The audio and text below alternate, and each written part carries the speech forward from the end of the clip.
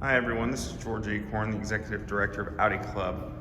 I am here today at Mannheim Imports in Mannheim, Pennsylvania, looking at this beautiful Audi Quattro because I wanted to make an announcement. We are launching our Spring 2022 fundraising sweepstakes. Typically, we give away a new car ordered to the spec of the winner. That's what we've done the last few years. Last year, we gave away an RS6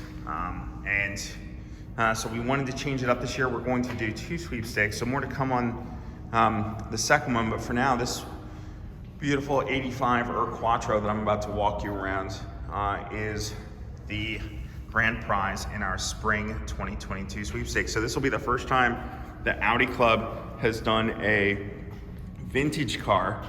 And what better way to start than the car that started it all for Audi in modern times, was the Quattro, which was a turbocharged coupe with all-wheel drive. The first car that would feature all-wheel drive, not this exact car. Audi showed a white one at the 1980 Geneva Motor Show, and that was the first showing publicly of Quattro in a vehicle. By 1983, they came to the US. It was the first American car to get Quattro, and then expanded out there from there, right? The Audi 4000 and 5000 and other cars got it in period. But this was, these were the cars rather that started it all. This particular car is a 1985 Zermatt Silver example. So US spec car, and I can show you how you would know it's US spec.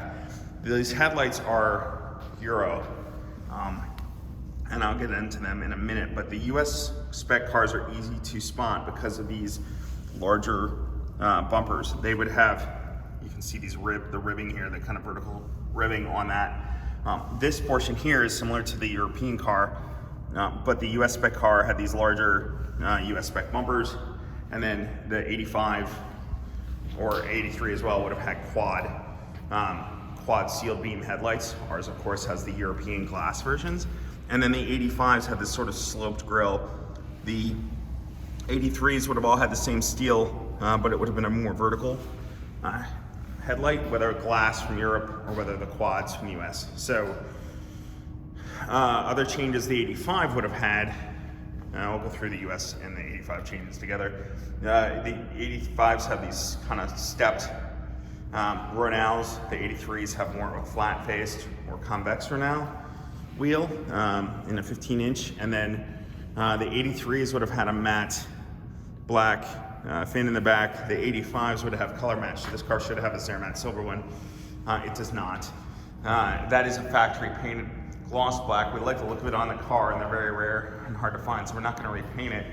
If I find another Zermatt, we might put it on. But this particular car, let's get into that first. We're going to get too into the details of what it is. This car was sold in Germany as a European delivery for a US serviceman, and it went to, when he was done in Europe with his time there, he came back and lived in California. The car was, obviously, did time in California. Sometimes they're sun-baked, so I'm going to guess it did its time in California in a garage, because otherwise an 85 would have no business being this condition. Let's jump, actually, since I'm in the interior, I'll go through a couple other things. The 85s as well have this updated dashboard. You can tell that usually by the buttons. The shape is largely the same as 83, but better plastics and some slight molding changes. Otherwise, the interior pretty much stays the same. I'll get into the modifications and the spec of the interior on our car in a minute. But back to the history on this car. It comes back to the US, spends time in California on the West Coast, eventually ends up in Belleville, Ontario in Canada, where it gets, it's a Competition Motors, I believe is the name of the shop, and one of the owners builds this car as you see it here. So why don't we get into some of the modifications. Again, factory built with Zermatt Silver paint, which is this is not a modification, this is a factory color. But Zermatt Silver paint, which is kind of a platinum silver. So modern silvers tend to be more of a blue tint, and this one is definitely more of a gold tint. Interestingly, when you take it out into the sun, if you look at our website, which is where you can buy tickets, let's go over that quickly.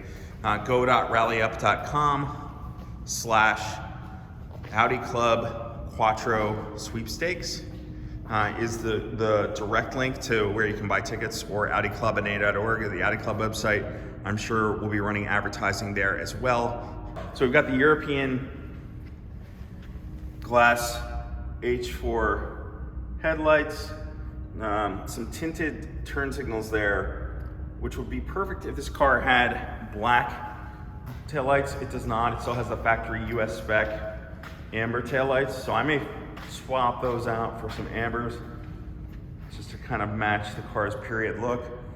Zermatt silver exterior coat, Y7, graphite leather, which is basically black.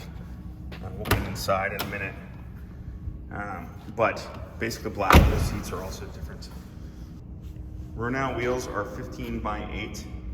Those would be factory, and then fitted to that are some Toyo Proxies at the moment. We'll see. We may do an upgrade there throughout the 6 months, and we'll be selling tickets from now until the end of June, and then picking a winner in early July. In that time from now until then, we hope to have this car out at a bunch of events. Hopefully you'll be able to catch it in person. May spend some time in some dealer showrooms, and we'll definitely be announcing that wherever the car is, so you can come and see it in person. An older car, it's going to be imperfect in some ways, but this car is incredibly well kept, and that was one of our reasons in choosing it. One of the things we looked at, we've done some social media posts asking, would you rather have a vintage museum piece, well-preserved, low-mileage specimen, or would you rather have a built driver? What we found when people responded were basically that about 90% of people wanted a driver. Some people wanted a well-preserved museum piece, but most people wanted something they could drive without guilt and just simply enjoy. Most people who wanted the museum piece wanted a car that's kept to original. So they wanted something that looked and felt as the cars would have been in period. With this car, we think we've found a happy medium. It's a modified car, and we'll go through those mods, but they're all very tasteful, all very true to form. Where we are today, in case you've noticed, I'm in a warehouse with a lot of other cars around. We bought the car from Ambassador Auto in Lebanon, New Jersey, from a Audi enthusiast who's a member of the club, Kevin Ginsberg. He has a great shop, and he's a fixture in the vintage Audi community. Moves a lot of our quattros if you look at his website. And this car was coming from another customer. Kevin had owned it actually as his own car for a while, sold it to another customer, and that other customer was moving on to another car as well. And he was kind enough to let us know it was coming available, and we made a grab on it. So it does have a couple imperfections that we're going to address, one of which is got a bit of a chip there on the bumper from somebody with a license plate rather inelegantly bumped up against it, probably in a parking situation. So we're going to have that US spec portion of the bumper resprayed to match the car. Let's see here, let's go through some of the modifications. So first of all, let's start in the interior. This car the seats have been replaced to Recaro trophies. So they match the graphite rear seats, but they are a Recaro, again, trophy model. This would be an OEM black. This is the same style of seat that was fitted in period 16 valve Volkswagen GTIs and Jettas back in the late 80s. And it's got perforated leather done here in the factory stitch pattern to match the rears. And then something interesting here, so they replaced the radio with different gauges, volt, bar, and boost, and then moved the radio itself over to, this would have been like a bin for the owner's manual, and it's in all Audi Quattros and 4000s from the period, but In period, somebody was making a bracket here to kind of make this look a bit more factory and install a radio on this side so you could do gauges on the other side. And so in doing that, you have the radio on the left. So driver controls it all. It's not the most period looking radio there. I've seen a lot worse, but this may be something we address and get something a little more 80s looking. And these are factory Recaro bases from what we can tell. So we may go ahead and do something else with a different Recaro seat. We're talking to Recaro right now. Something a little more period or looking a little more close to what would have been the US spec, or sorry, the production or quattros would not have had Recaros. They would have had a factory Audi seat. Could have been OEM'd by Recaro, but they weren't branded Recaro. But the Sport Quattro had like I believe it was the orthoped, and it had sort of a split bolster. So we're looking at that. Recaro's got some classic line seats. We'll see. We may do something there. I think it's an opportunity, and the people at Recaro are great. I'm gonna go ahead and open up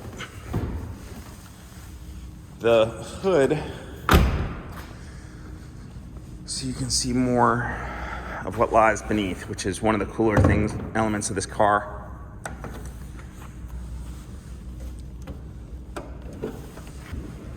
All right, so in case you don't know what you're looking at, and even if you do, you might be confused by some changes, but what is now in here is, at its base, is an AAN code 20 valve 5-cylinder engines. The 20 valve 5 cylinders would have begun in 1991. Actually, they went into the 200 in the US. So at this point, 1985 was the last year in the US for the Quattro, and so we get the 20 valve in the 200. And those Avants and sedans are really sought after today. In Europe, it went into the Quattro. Of course, the rallying had been completed by 1984 for the factory, but Audi continued to produce the Quattro through 1991. And in 1991 was that last year they went ahead and put the 20 valve in the Quattro. Those are very sought after in the collector's market. Like a restored, repainted version I saw recently near Neustadt in Germany was 80,000 euros. And then I've seen more original cars over 6 figures. And again, that's euros. This being a 20 valve that Kevin brought to our attention, we were very enamored and loved the idea. It's more drivable with a later fuel injection systems. You don't have this Bosch CES, which some people romantically look upon and see as a badge of courage when you live with it and can keep it running. But for most owners, they want something more drivable, more reliable. And this being a 1994 S6 engine, I guess that would have been an S4, wouldn't it? 1994. Correct me. I'm sure somebody can correct me in the comments from my S4 to S6, like C4 conversion rate. I forget which year it changed. I think it was 95. Anyway, whatever. This came out of a 1994 and has been built at 310 horsepower, which is what they're reporting. And it definitely feels stronger than a US spec car, any other US spec car I've driven. 320, 310, I'll have to check that. But for comparison's sake, the RS2, which also got the 20 valve engine but tuned by Porsche, has 315 horsepower. So this car, an engine using some RS2 components, makes similar power. And again, just very drivable. One of the cool things we noticed on here is the Rally Weltmeister celebratory decal that celebrated the WRC victories that Audi enjoyed in period. And I'm gonna guess, looking at the patina of this decal and how baked it is, that it was probably installed back in period, maybe in Germany when it was first delivered, given it's in German. But it's such cool patina and it's original to the car. We've left it. We're probably gonna see if we can order a replica sticker if somebody really wanted the new one, but the romanticism of that still being there is pretty neat. I'm gonna go through something that's interesting with this car. The fastback style of these cars, you'd think they were like a hatchback, but actually no, it's a trunk. So not the largest opening, but with the lower roof line, this is something that's interesting too. These sunroofs, unlike the sedans, like the 4000 or 5000 in period, they will tilt with the latch that's in there. You spin that and it will tilt it and vent. But if you want to take it out and have it fully open, it doesn't roll back into the roof. You have to take it out and stow it in the back. So, an interesting take on that. Car is rust-free and really well preserved.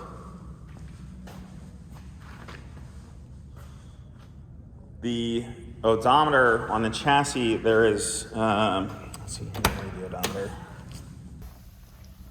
So 210,000 on the odometer, which is a lot. However, with a car like this, what you're looking at for more is condition and build and how recent that build was. So the build, I'm told, we'll get into that as I dig into this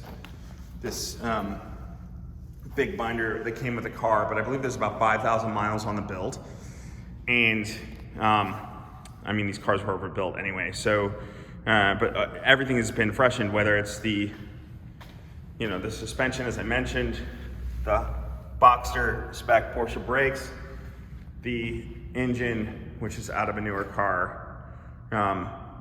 Everything is kind of fresh. Interestingly, I'm told the paint is original, and I haven't been able to verify that. It's certainly very good if it's not original. And if it is original, I know with a lot of these Zermatt cars, they tend to oxidize, especially here on the sunroof. This car is not. It's just, it's got some imperfections. Like I said, we're going to fix that rear bumper.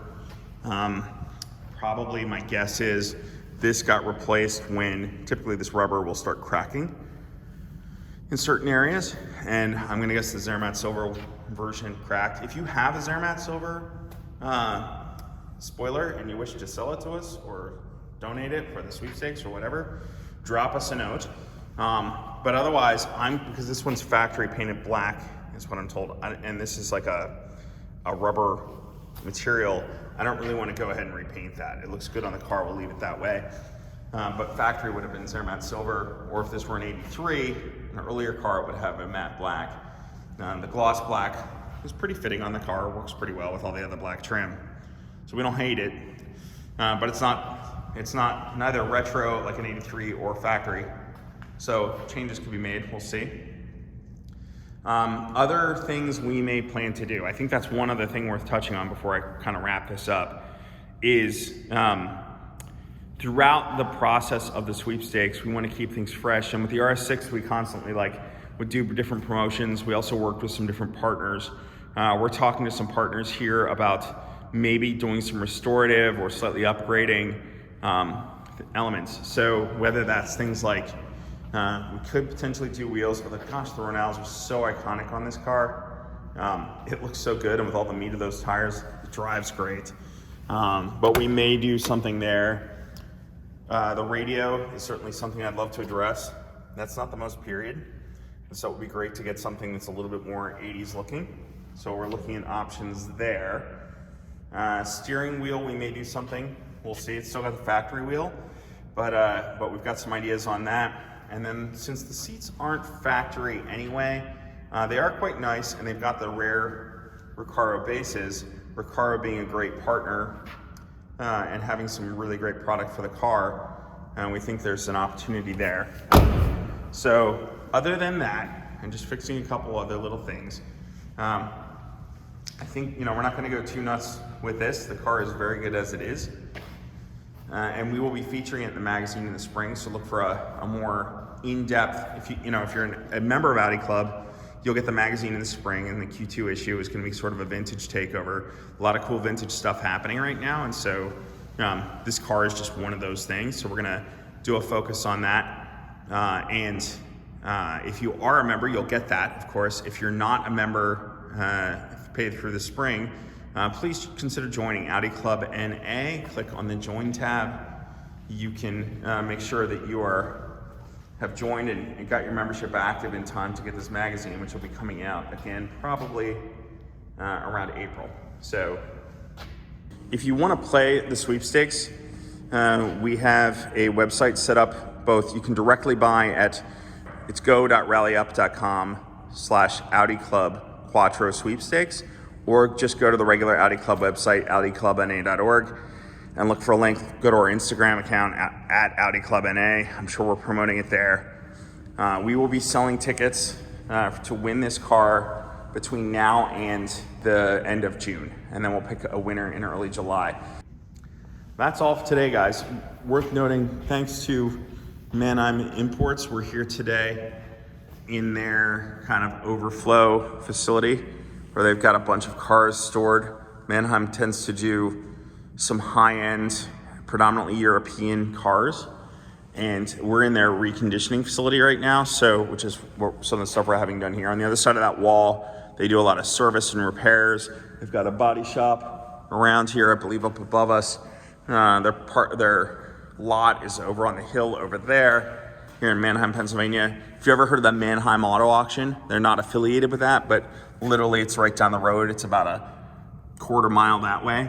And over, you go up there a lot, you can see they've got a Land Rover Defender, Range Rovers, some stuff towards the back. I saw a really sweet red R8 DSG V8, like a Mark 1 facelift that they seem to have on the lot right now. They tend to have several Audis, a lot of BMWs, Porsches, whatever. So I can't really see that a lot. I'm just quit looking out the window at those cars. But again, please consider joining Audi Club. Please consider playing, entering our sweepstakes. It is one of the major fundraising opportunities we have each year. We try and keep it fresh and do cool things to really highlight the Audi enthusiast community, whether it was an RS6 last time, RS3s and RS5s before that, 1 year an e-tron, or RS5. We'll see what we do. We're trying to get on a 2 sweepstakes per year cadence at this point, and 1 vintage car, something to pay a nod to the past, and of course it's a great start. And then